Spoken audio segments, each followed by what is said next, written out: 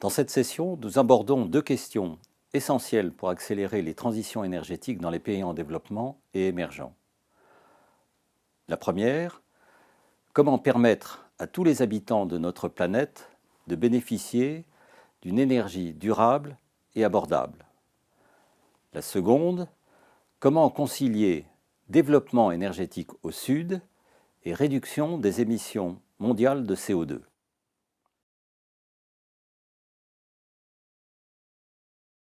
Selon l'AIE, 1,2 milliard de personnes n'ont toujours pas accès à l'électricité et 2,7 milliards de personnes dépendent de la biomasse pour la cuisson de leurs aliments. Ces populations sont principalement localisées dans les pays émergents et en développement. Par ailleurs, alors que la planète dispose d'importantes ressources renouvelables, son approvisionnement énergétique reste à plus de 80% assuré par les énergies fossiles, le charbon, le pétrole et le gaz. Enfin, au sud comme au nord, les systèmes énergétiques restent globalement très peu efficaces. Les moteurs qui font tourner les véhicules, les centrales thermiques qui alimentent les réseaux électriques ou les systèmes qui climatisent les bâtiments perdent en chaleur plus des 2/3 de l'énergie qu'ils consomment. En 2012, l'ONU a lancé l'initiative Sustainable Energy for All, SI for All, qui fixe 3 objectifs à l'horizon 2030. Un accès universel à l'énergie, un doublement des énergies renouvelables dans le mix énergétique mondial et un doublement des taux d'efficacité énergétique. Par ailleurs, l'objectif de développement durable numéro 7 est de garantir l'accès à une énergie abordable, fiable et soutenable pour tous d'ici 2030. Nous nous proposons dans cet exposé d'examiner comment décliner opérationnellement ces objectifs dans les pays en développement ou émergents. Nous distinguerons l'accessibilité à l'énergie durable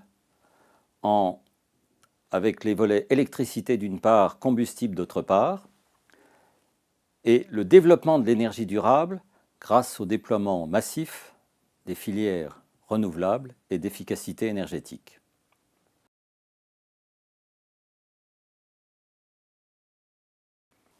Dans les pays en développement et émergents, l'enjeu d'une énergie pour tous se présente différemment suivant qu'il s'agit de l'électricité ou des combustibles. La question de l'électrification concerne en premier lieu l'Afrique subsaharienne et certains pays d'Asie, l'Inde, les Philippines, l'Indonésie, comme le montre le tableau de l'AIE en figure 1. On note en particulier qu'en Afrique subsaharienne, le taux d'électrification reste globalement inférieur à 20%. L'électrification consiste à mettre à disposition un service de l'électricité assorti de modalités d'accès et de facturation adaptées aux différents types d'usagers et de zones concernées. On distinguera les zones bénéficiant du réseau national ou qui sont relativement proches de ce dernier,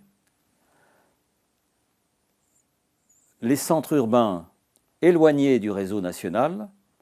Certains sont déjà dotés de groupes diesel et d'un mini-réseau local, mais qui fonctionnent en général de manière peu satisfaisante. Les villages et l'habitat dispersé, plus ou moins distants du réseau, qui comptent l'essentiel de la population dans les pays du Sud. Pour généraliser l'accès à l'électricité, 3 modes d'électrification peuvent être combinés. Premièrement, l'extension et la densification du réseau interconnecté associée à une politique de branchement adaptée. Dans les zones proches du réseau. En effet, ce mode d'électrification permet de distribuer l'électricité issue de centrales de puissance et d'assurer une péréquation entre les usagers ruraux et urbains. La rentabilité économique est assurée sous réserve que la population solvable soit suffisamment dense et que les extensions ne soient pas trop coûteuses en ligne.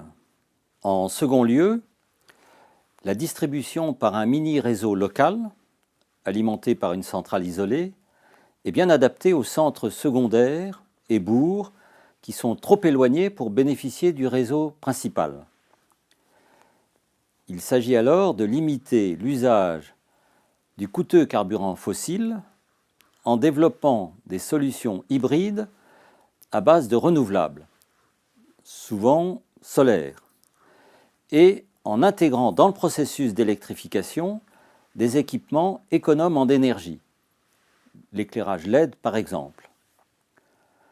La question de la tarification du service est déterminante pour assurer l'équilibre d'exploitation de ces mini-réseaux. Enfin, l'équipement par kit solaire individuel à base de modules photovoltaïques et de batteries est bien adapté pour les zones éloignées du réseau et pour l'habitat dispersé qui reste majoritaire dans de nombreux pays en développement. Deux modes de facturation sont alors envisageables, sous forme de distribution d'un service électrique, qui est facturé alors selon le niveau d'équipement, ou sous forme de distribution d'un bien d'équipement qui peut être payé comptant, à crédit ou en leasing. Comme le montre le schéma 2, on dispose maintenant d'un continuum de solutions d'électrification qui sont plus performantes et plus économiques que les systèmes traditionnellement utilisés par les populations hors réseau, tels que les lampes à pétrole, les piles, la recharge de batteries transportée à la ville voisine. Sans service d'électricité, en effet, la population paye 10 à 500 € le kilowattheure, alors que l'électrification permet d'offrir des services qui s'échelonnent entre 0,1 et 2 € le kilowattheure selon le niveau de service et de puissance mis à disposition. Dans la combinaison de ces solutions, on peut souligner que le réseau interconnecté est le seul modèle actuellement structuré au niveau des États. Il impose ses règles, tarifs, qualité de service et reste la référence malgré ses limites dans les zones à habitat dispersé ou éloignées des centres urbains de consommation. À noter cependant que les solutions décentralisées se développent rapidement du fait de la baisse des coûts du photovoltaïque et des possibilités maintenant offertes par la télégestion des équipements et par le prépaiement mobile. On parle souvent de solutions dites de pay as you go. Les deux types de solutions, centralisées et décentralisées, gagneraient à s'intégrer dans des plans d'électrification globale qui restent à établir dans la plupart des pays. En matière de combustible, la biomasse est encore très utilisée dans de nombreux pays en développement et émergents. Consommée sous forme de bois ou de charbon de bois, près de 800 millions d'Africains et plus de 1,8 milliard d'Asiatiques en dépendent quotidiennement pour cuire leurs aliments. En termes énergétiques, elle peut, dans certains pays africains, présenter des flux plus importants que les énergies fossiles, 60 à 80% de certains bilans énergétiques. Les prévisions de l'AEE en 2030 indiquent que ces chiffres resteront du même ordre. Renouvelable, si elle est gérée, la biomasse reste sous-considérée. Elle se situe à l'interface de politiques forestières, agricoles et énergétiques, mais fait l'objet de peu d'attention. Très peu de gouvernements ont développé des politiques d'approvisionnement durable des combustibles et rares sont les États qui se mobilisent sur ce secteur encore largement informel. En zone rurale, les prélèvements de bois de feu opérés par les populations pour leur propre usage ne sont pas en eux-mêmes un facteur important de déforestation. Dans les zones urbaines, les habitudes passent de pratiques de type rural, à base de bois, à des comportements à dominante de charbon de bois et de gaz. Ce passage s'accélère à mesure que la taille de l'agglomération augmente. C'est en premier lieu l'approvisionnement des grands centres urbains qui pose problème, en particulier dans les zones sèches, les pays sahéliens notamment. L'enjeu porte essentiellement sur la régulation des flux d'approvisionnement et sur la gestion des forêts naturelles autour de ces agglomérations. Les stratégies doivent jouer simultanément sur l'offre et sur la demande en associant un ensemble de mesures. Une gestion de l'offre qui combine gestion des ressources existantes, reboisement et aménagement agroforestier.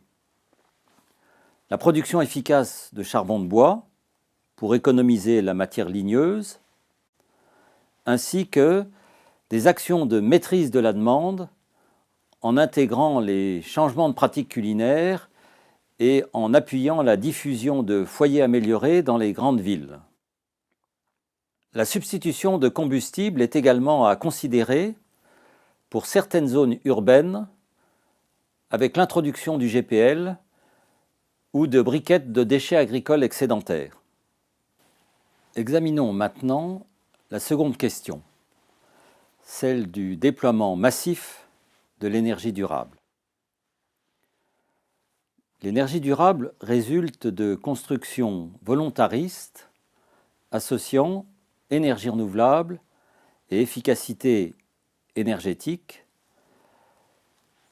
selon des dosages à adapter en prenant en compte les filières, les secteurs d'application et les pays, et en associant plusieurs types de mesures réglementaires, tarifaires, fiscales, d'incitation de marché, ainsi que des outils de financement spécifiques.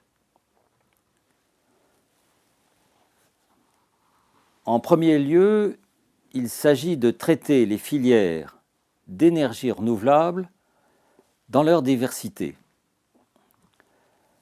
L'appellation énergie renouvelable, ENR, recouvre en fait des filières très diversifiées liées à des ressources, des technologies et des secteurs d'application bien différenciés.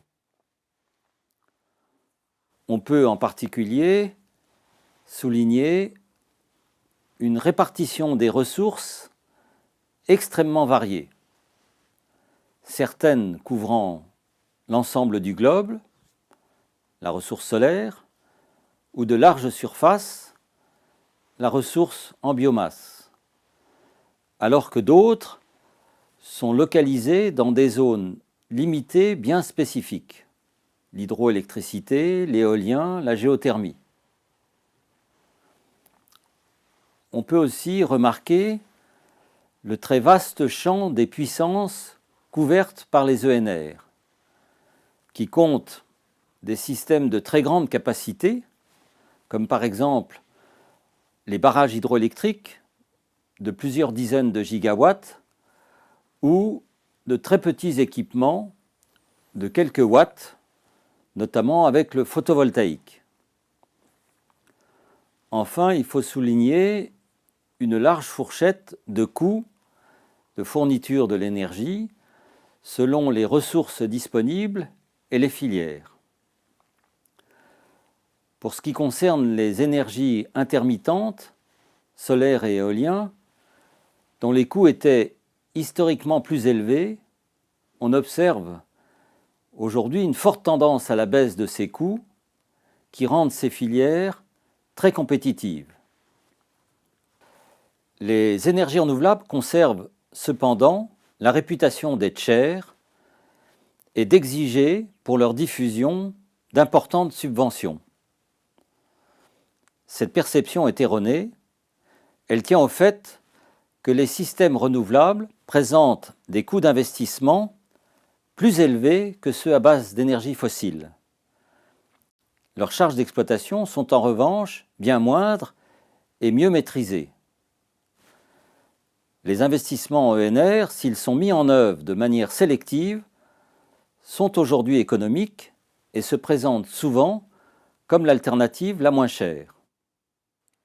Dans les pays en développement, l'intensité capitalistique des ENR constitue cependant un obstacle dans un contexte de risque souvent plus élevé. Cette intensité capitalistique des ENR requiert la mobilisation de davantage de financement à l'investissement. Voyons maintenant la déclinaison de l'efficacité énergétique dans ces différents secteurs d'application. En matière de production d'électricité, l'amélioration de l'efficacité s'obtient principalement en récupérant la chaleur perdue dans les centrales thermiques, différentes solutions pouvant être appliquées. Le développement de cogénération répartie sur le réseau, l'adjonction de turbines à gaz à cycle combiné ou des générateurs Rankine adossés aux grosses centrales diesel. Dans l'industrie, les modalités d'intervention différeront suivant l'incidence de l'énergie dans le chiffre d'affaires des entreprises, en distinguant celles très grosses consommatrices d'énergie, les cimenteries, la métallurgie, la chimie, celles moyennement consommatrices, le textile, la mécanique, les agro-industries, et les PMI dispersées et aux consommations plus diffuses. Plusieurs types d'investissements peuvent être rentabilisés à court-moyen terme: récupération de chaleur, moteur à vitesse variable, système de gestion de l'énergie, cogénération industrielle. Dans le bâtiment, la structuration des investissements et de leur financement varie si l'on agit sur les parcs immobiliers existants ou sur la construction neuve, les deux étant également importants dans les pays en développement du fait des volumes concernés. Dans le secteur du transport, très dépendant des produits pétroliers et du moteur à explosion, l'efficacité énergétique est liée à la capacité du secteur à développer les transports en commun, à limiter l'usage des voitures individuelles et à rendre attractifs les déplacements sobres, pistes cyclables, développement du fluvial. Le déploiement des véhicules électriques, porteurs de gains d'efficacité, est aussi appelé à se développer. Comme le montre le tableau 4, le déploiement massif des énergies renouvelables et de l'efficacité énergétique se construit de manière sectorielle, en distinguant deux secteurs en amont dans la chaîne énergétique, celui de la production-distribution d'électricité et celui de l'agriculture et de la forêt qui fournit les combustibles biosourcés, et trois secteurs en aval: l'industrie, le bâtiment et le transport. On peut maintenant donner quelques éléments pour conclure sur la mise en œuvre de la transition énergétique au Sud. L'initiative SE for All souligne bien les trois limites de nos systèmes énergétiques actuels à base fossile: le caractère non durable de leur alimentation, leur faible efficacité globale et leur inaccessibilité pour une grande part de la population dans les pays du Sud.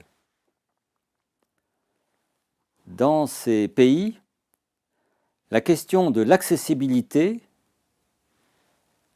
se distingue clairement de celle de la maîtrise des émissions de CO2. La généralisation de l'accès peut se faire sans impact négatif sur les émissions de CO2, et ceci pour deux raisons. Les populations concernées consomment très peu d'énergie fossile. Les solutions, pour être financièrement durables, comporteront une forte proportion d'énergie renouvelable, solaire et biomasse en particulier, et d'équipements efficaces, comme par exemple les LED pour l'éclairage ou les foyers améliorés pour la cuisson.